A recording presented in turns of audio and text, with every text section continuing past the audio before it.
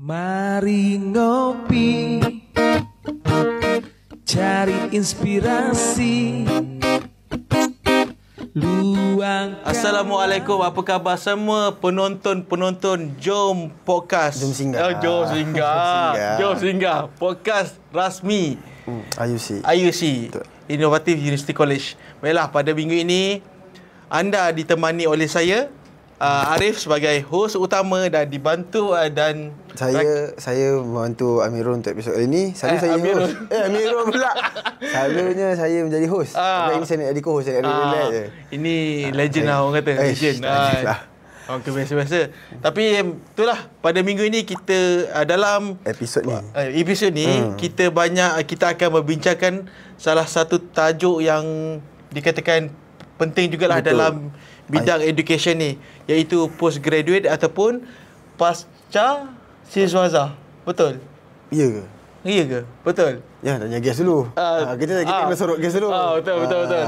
Jadi tanpa membuang masa, kita nak perkenalkan tetamu kita yang bukan biasa-biasa. Kita jemput khas daripada Innovative University College, Encik Saiful. Okey, selamat datang Encik Saiful. Selamat datang. Okey, terima kasih. Sama. So, first of all, nama saya Saiful. Okey. Wakil daripada IPGS, iaitu Institution untuk Postgraduate lah.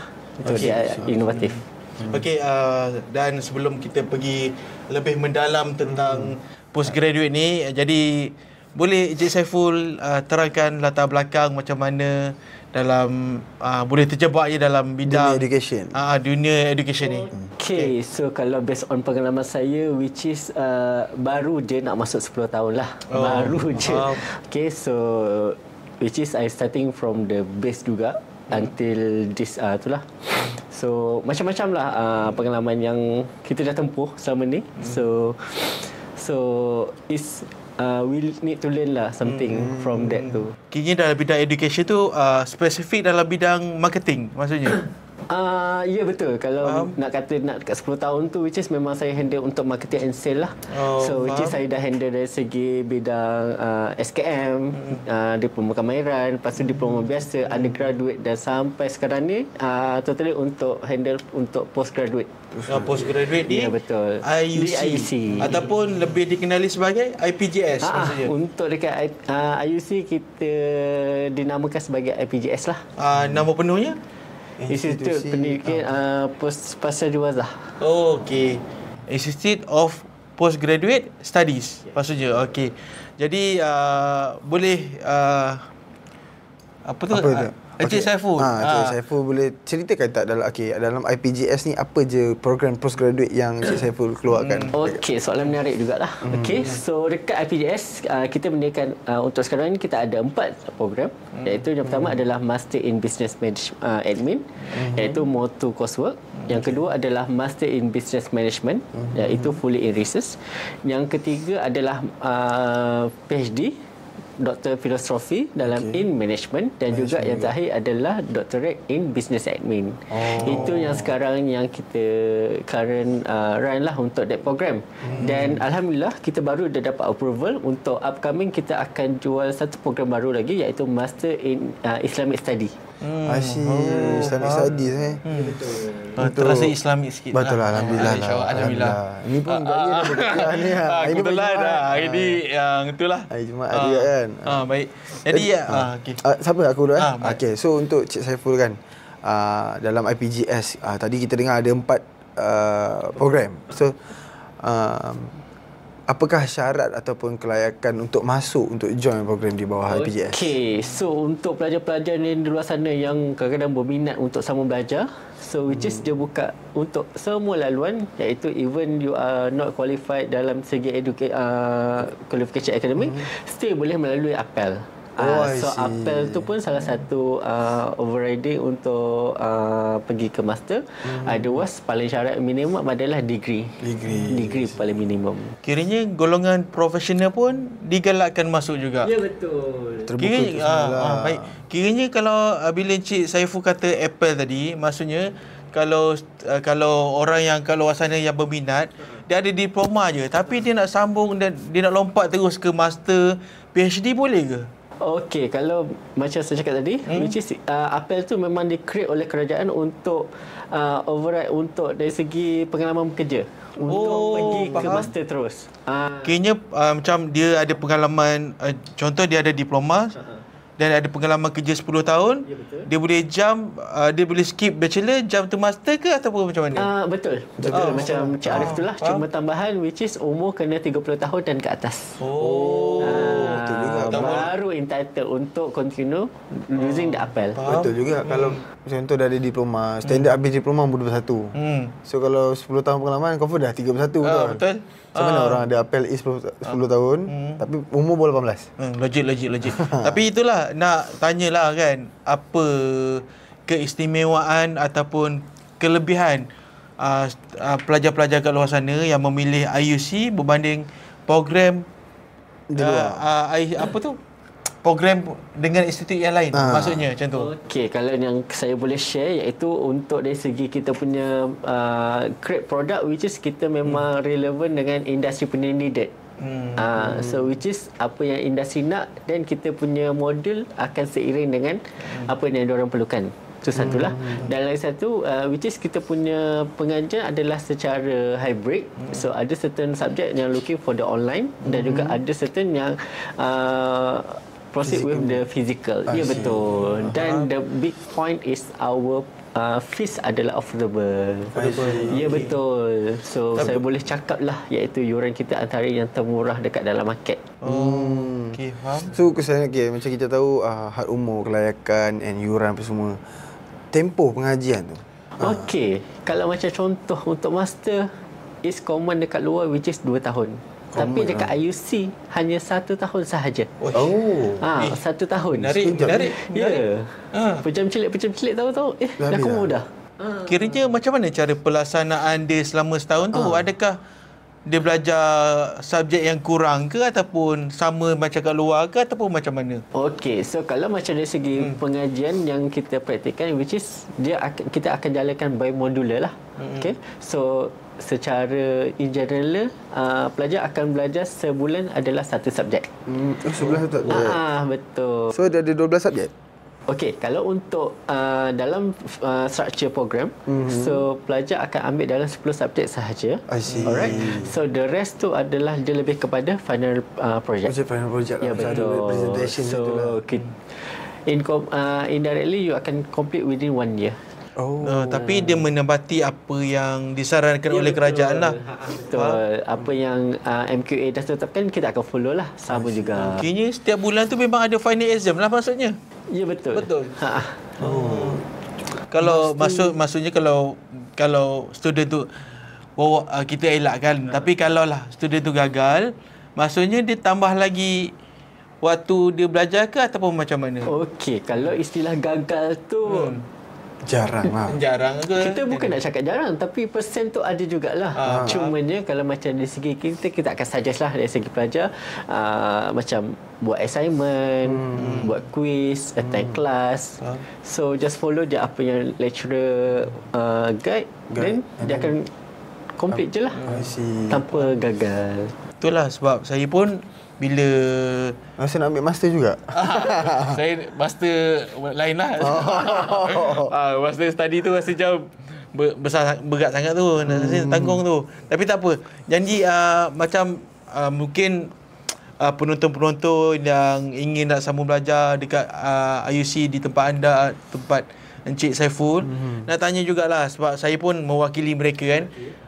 Suasana belajar dan support, sokongan daripada staff akademik tu macam mana? Sebab kadang-kadang ada juga yang student-student kat luar sana kan cakap macam tempat study diorang tu macam facility bagus tapi staffnya tak berapa support, tak berapa friendly. Maksudnya nak call susah, nak nak jawab assignment pun susah kan, macam nak contact lecturer pun tak dapat, macam mana tu? Okey, so kalau macam kat IUC ni which is kita praktikan satu SOP lah, yang mana kita akan guide that student dari dia masuk sampai dia habis, kita kata sampai dia graduate lah. Okey, so kalau macam untuk of lecturer by right pun memang 100% yang qualified Dan juga memang from industry itself. So which is diorang can deliver what kind of diorang practice kat luar untuk bagi balik kepada yang memerlukan. I see. So actually diorang punya staff ni macam tenaga pengajar atau pekerja diorang profesional lah. Boleh dihubungi 24 jam ke macam mana? Tak adalah tu diorang macam juga kan. Kan tengah-tengah buat saya tengah malam nak call lecturer lah kejap. Hello macam tu kan. Itu bukan salah staff. Kalau tak angkat call, itu salah student. Tak common sense. Salah call lah. Salah waktu. Okey, macam bila kita dah tanya semua tu, mungkin penonton-penonton nak tahulah juga pengambilan terdekat ataupun intake yang terdekat. Okey, untuk postgraduate center sekarang kita dah buka dah untuk kemasukan intake seterusnya pada tahun depan, iaitu Januari 2026 lah. Okey. So sekarang kita dah buka application. So kita ada some promotion untuk pelajar-pelajar yang kat luar sana yang berminat. So boleh contact IUC di website yang tertera lah, ataupun boleh direct walk in ke kampus kita dekat Kelana Jaya. Dia ada diskaun ke macam mana yang untuk tahun baru ni? Dia surprise sikit lah. Ni untuk yang walk in je ke macam mana? Tak walk in ke ataupun online ke ataupun nak WhatsApp dengan Cik Saiful ke macam mana? Mungkin kita boleh letak subtitle, nombor telefon Cik Saiful dan juga link yang berkaitan untuk WhatsApp Cik Saiful. Betul? Macam Cik Arif tanya tadi, which is kita ada some promotion in terms of the rebate dan juga promotion untuk dari segi pendaftaran. So sama juga boleh je contact direct dekat kita punya nombor contact, ataupun boleh refer kepada kita punya website untuk inquiry. So kita akan direct WhatsApp lah ataupun jawab. Tapi seandainya lah kan, kalau ada student ataupun prospek kalau sana macam ragu-ragu tentang kelaikan mereka, boleh tak macam pihak Encik Saiful tolong check bagi pihak mereka? Okey, kalau dari segi kelayakan tu tak ada masalah. You guys boleh je WhatsApp ataupun inquiry dekat our Google Form ke apa. So kita akan contact direct dengan pelajar-pelajar untuk check qualification lah. So kita akan advise the best pathway untuk mereka untuk sampai boleh continue for the master ataupun PhD punya level. Faham? Kiranya kalau tenaga pengajar macam bila dah cakap tu, bila Cik Saiful dah cakap tu, tenaga pengajar di IUC pun dalam bidang expert masing-masing lah maksudnya. So maksudnya tenaga pengajar diorang pun bukan biasa-biasa lah. Faham? Tu takkan timbul masalah lah orang kata. Betul lah. Yelah, sebab kadang-kadang macam penonton nak tahu jugalah macam mana keadaan di dalam IUC tu, tenaga pengajar dia macam mana, pihak staf sokongan tu macam mana kan, belajar modul apa. Kiranya Cik Saiful dah bagi tahu tentang peringkat master. Kalau peringkat PhD pun sama ke ataupun macam mana? Okey, kalau untuk PhD pula, kepada pelajar-pelajar yang looking for the research, then kita akan suggest untuk pergi kepada Dr. Philosophy in Management. Itu memang 100% in research lah. Okey. So dan juga kalau mau to coursework, then kita akan suggest untuk DBA lah, iaitu Doctorate in Business Admin. Okey. Untuk dua program tu memang in dalam kursa untuk MQA dia akan belajar selama 3 tahun. But in case certain student dia tak nak lama-lama, dia nak cepat. Kalau boleh nak masuk hari ni terus dapat sijil. Itu tak boleh lah kan. So paling cepat which is express tu. Betul. Fast food. So paling cepat dia boleh pergi dalam 1.5 tahun ataupun 2 tahun. Itu paling cepat. Bukan PhD yang paling common saya dengar 5 tahun ke? Cik Saiful. Itu kalau ambil part time lah. So nanti kat sini kita berdaftar under full time. So which is dia dalam masa 3 tahun sahaja. Kini prospek tu ataupun student tu akan di-guide daripada awal sampai lah habis. So kerja-kerja diorang ikut je. Ikut je. Betul. Kita dah ada jadual structure untuk that year tu. Just follow je. Then you can subjek sama dengan yang luar ke ataupun subjek lebih kurang? Ataupun kurang lagi daripada dia akan lebih lah sebab dia peringkat PhD kan. So dia lebih abstract lagi kat situ. Tapi kalau penonton-penonton nak tahu lebih detail yuran dia berapa semua dan apa saja, boleh contact dengan Encik Saiful. Kita ni teaser-teaser je.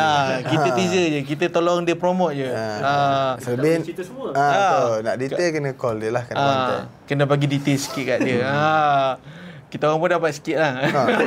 Tak ada. So untuk daripada Cik Saiful, saya nak tanya. Tadi kita dah dengar semua kan. Cuma terlepas dekat saya rasa tadi had umur kot. Had umur. Kalau macam untuk master dengan PhD macam mana? Okey, kalau dari segi had umur, kita tak ada limit untuk had umur. Oh tak ada? Tak ada.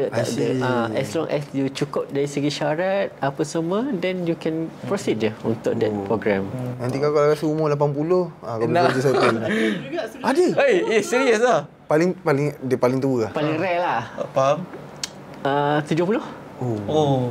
Tapi itulah. Tu mesti dah ada cucu. Alasan dia senang dia. Saya dah bosan main dengan cucu. Mengisi masa rapang lah. Maksudnya bolehlah buat full time kan. Tapi tengoklah kan, masing-masing ada cita-cita dan juga harapan yang berlainan kan.